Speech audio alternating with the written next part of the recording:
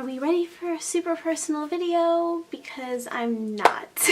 Hey guys, so I just really need to make this video. I've been wanting to make this since I started making videos, and I wanted to wait until I had more subscribers, and then I realized that that's really stupid and ego driven, and I never know if I'm gonna wind up having more subscribers because I don't know why I would. So I just really want to make this video, and I have no idea exactly what I'm going to say. I should have written stuff out, and I feel very uncomfortable making this, but I just really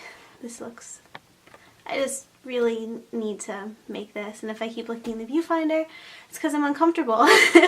This video is going to be about anxiety, and because there's absolutely no videos on YouTube about anxiety, but that was sarcasm. I feel like there is a lot of misinformation out there about anxiety and panic attacks and anxiety attacks, and I feel like there is a lot of social anxiety. I feel like there's a lot of things that are not addressed or brushed under the rug, maybe out of fear of, I completely understand not mentioning certain things, because honestly I'm very, very humiliated by certain aspects of anxiety. I feel like this is going to be a very long video, so it's probably going to be divided into 2 different videos, just so it's not 30 minutes of me ranting. And I have 2 very different concepts that I want to talk about. So I guess let's just get into it. Obviously the first thing that I need to address is that every single person is different, and also mental illness very rarely exists in isolation. And what I mean by that is, okay, so I'm diagnosed with general anxiety disorder. That's my official diagnosis, and then social panic disorder, which is basically social anxiety. And there are millions and millions of people with the same diagnosis, and my particular experience with this mental illness is 110% different from the next person's. And what I mean by mental illness doesn't exist in isolation is, I mean, those are just 2 of diagnoses. Those are only 2 diagnoses that I have.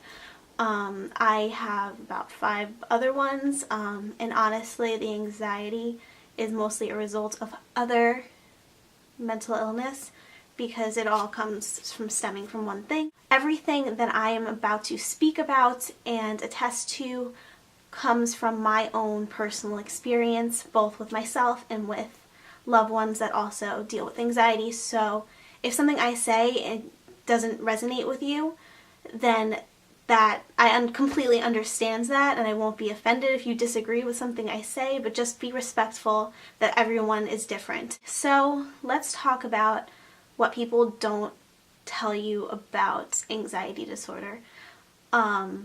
So I feel like, first of all, anxiety is very common, it honestly is, but there is a significant difference between an anxiety disorder and having anxiety.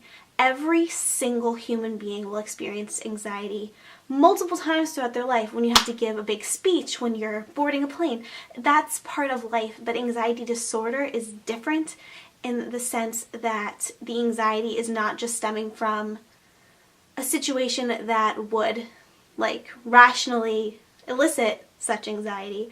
It can come out of nowhere, and things that really shouldn't completely tear you apart do. So yeah, and there's also a huge difference between anxiety attacks and panic attacks. I feel like people use these 2 terms interchangeably, and that's completely understandable, because I mean, I think that you would think anxiety, panic, they're similar, right? But okay, so I should have pulled up a whole bunch of research and stuff before I filmed this, but I'm going to speak from my personal experience and from my own readings, because I did obviously research the differences, because I didn't want to just completely talk out of my, so basically panic attacks and anxiety attacks.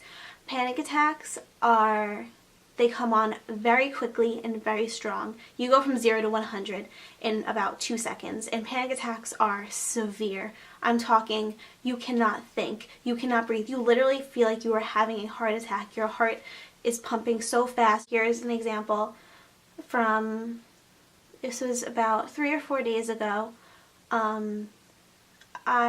This is going to sound so stupid. I was driving home. I recently lost my wallet, so I have no ID, no driver's license or anything. So I was driving home and I got pulled over because my headlight was out.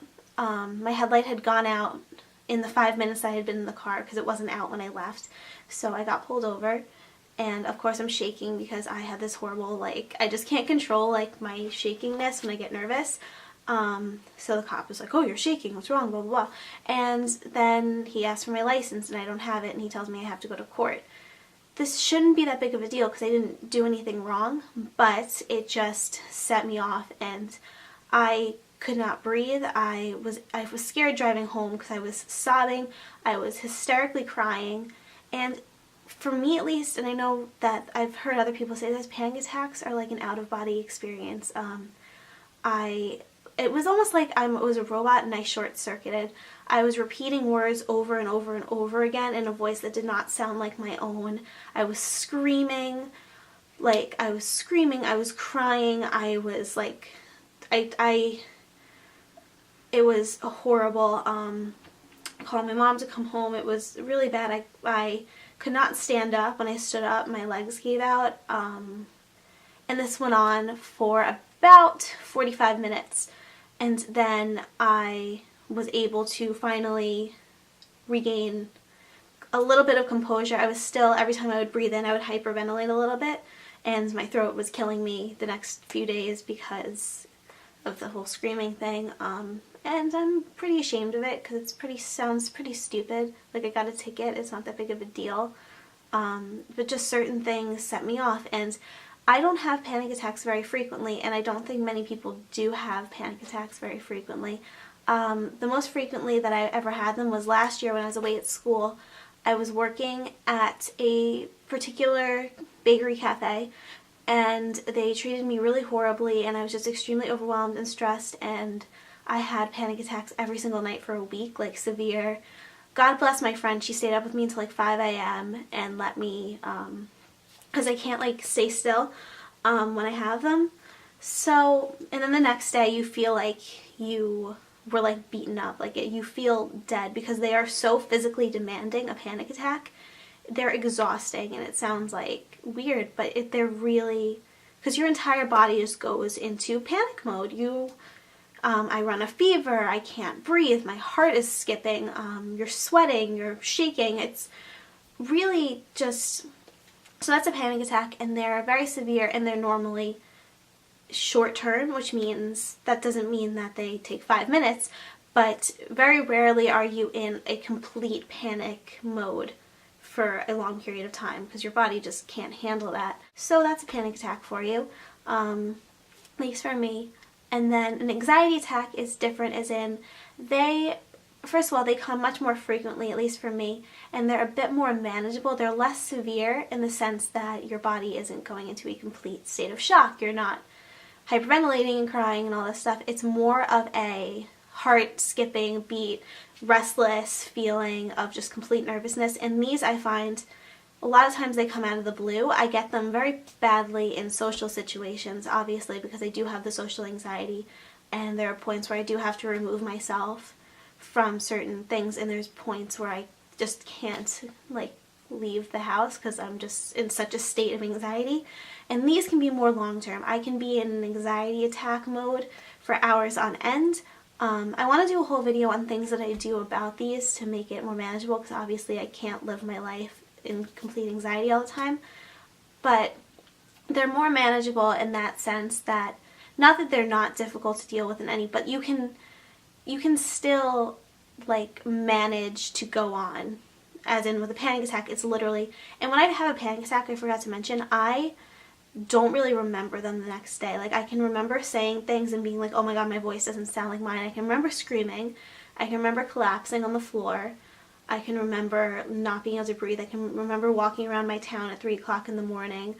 I can remember all that, but I can't remember the exact things that were said and things that were happening. Anxiety attacks I can, and anxiety attacks are more of just, I feel like my heart's giving me a beat, I can't sit still, I'm very restless, and that's basically, for me at least, the difference between anxiety and panic attacks. So it does give me it is a pet peeve of mine when people use these interchangeably. I by no means have as severe anxiety or panic attacks or mental disorders as other people.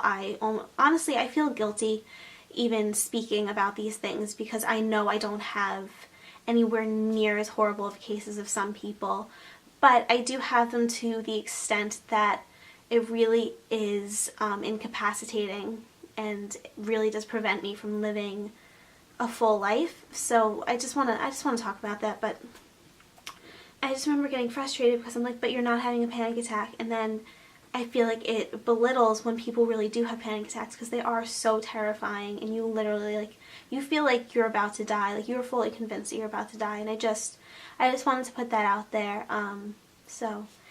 And I also wanted to, just because there's this weird romanticizing thing that goes on with anxiety for some reason nowadays. It's just very bizarre, but it's out there, and I kind of wanted to say some things about what anxiety really looks like, because I feel like this is something that I feel like when people make anxiety videos, these are really swept under the rug. They'll be like, oh, I have panic attacks, or oh yeah, I can't go out in social situations, and that's all well and good, and I think it's so wonderful that people are addressing these things, but I just kind of want to say, as humiliating as this is going to be for me, and so here's some things of what anxiety looks like. Anxiety is not being able to hold a job, even if it's a part-time job, because you have anxiety attacks while you're working in front of all your customers, where you start shaking and crying. One of your coworkers that doesn't even knows you comes in, talks to the manager, and you have to quit that day, and feeling like a failure. Having anxiety is not being able to attend classes because you are just so revolted by the way you look or being around people. You don't want to be seen by people, you can't be around people, that you physically cannot leave your room. So you miss classes, you do poorly in school, and when your teacher asks you what grade you deserve, you tell her you don't deserve to pass because you just can't seem to get it together. Having anxiety is missing out on family time and being with your loved ones because you are too wrapped up in your own head that you cannot get out and be around people. Having anxiety is not living your life and going out into the world. It's not joining classes. It's dropping out of certain activities. It's not going out to see your friends. It's removing yourself from any situation that could possibly enrich your life because you are just too consumed by feeling like you cannot handle being around others. Having anxiety is feeling a burden to all those around you because you are just incapacitated by all these things that are going on, and you feel like you just contribute absolutely nothing to the world because you cannot get yourself to get up and do the things that you want to do. Having anxiety is, I know I've said it already, but it's missing out. It's missing out on everything that is important in life and everything that would make you happy. And then it's the feeling of frustration and guilt because you want to live your life and there's so many things that you want to do and you just can't bring yourself to do them, and you just feel like you're wasting time. You feel like you're wasting every single day of your life that you have been luckily given, that you're breathing and are alive right now, and you feel so guilty because it's like there's so many people out there that don't have their health and don't have their legs and that they can walk and run. They don't have families that love them and they don't have the opportunities that you do, but you just are too completely consumed by this anxiety that you cannot be around people, and then you fear having anxiety, so you don't even put yourself into situations that could possibly make you anxious because you have anxiety about getting anxiety. And guess what? When you have anxiety about getting anxiety, you manifest that and you get a panic attack. It's all consuming and it sucks. And I feel like I had even more things that were even more humiliating to say about this. It's not something that's quirky or endearing. It is life ruining and it sucks. So yeah, that's it. And this is almost 20 minutes. So I'm going to probably split the video here and get into my new topic. This probably really sucked as a video. I just really needed to address it. I think especially after all that's happened recently, when I just told you about that that was the worst panic attack I've ever had in my life. So I just wanted to address that and say what anxiety really can look like. I'm gonna get into this in the next video, which I think will probably come out like a day after I put this up. So to be continued. Sorry for ranting. Bye guys.